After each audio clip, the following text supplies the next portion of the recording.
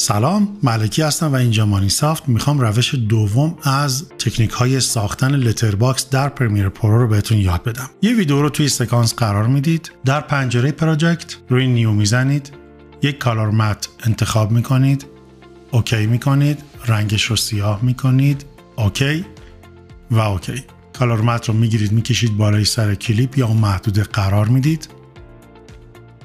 روی کالر مت کلیک میکنید، میرید به پنجره افکت کنترل، در قسمت اوپاسیتی ماسک مربعی رو کلیک میکنید. همزمان سیف مارجین رو هم فعال میکنید. دو تا پوینت سمت راست رو با موس انتخاب میکنید، یک کمی حرکتش میدید، شیفت رو نگه میدارید تا مستقیم به انتها بره.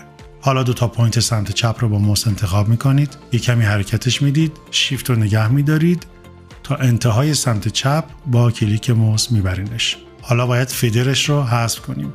در تنظیمات ماسک فیدر رو 0 میکنید تا لبه ها تیز و خشک بشن. اندازه صفحه نمایش رو به 10% کاهش میدید. دو تا پوینت پایین رو انتخاب میکنید، با کلیک چپ میارینشون پایین یه ذره، شیفت رو نگه میدارید، میایید تا کادر داخلی سیف مارجین. حالا دو تا پوینت بالا رو انتخاب میکنید، کمی بالا میبرینشون، شیفت رو نگه میدارید تا کادر داخلی سیف مارجین. اندازه صفحه نمایش رو فیت میکنید. در تنظیمات ماسک گزینه اینورتد رو فعال میکنید. حالا میتونید در جاهای مختلف این سکانستون و پروژه های متعددی که توی پرمیر پرو باز میکنید از این لتر باکس استفاده کنید. پرمیر پرو رو حرفه‌ای یاد بگیرید.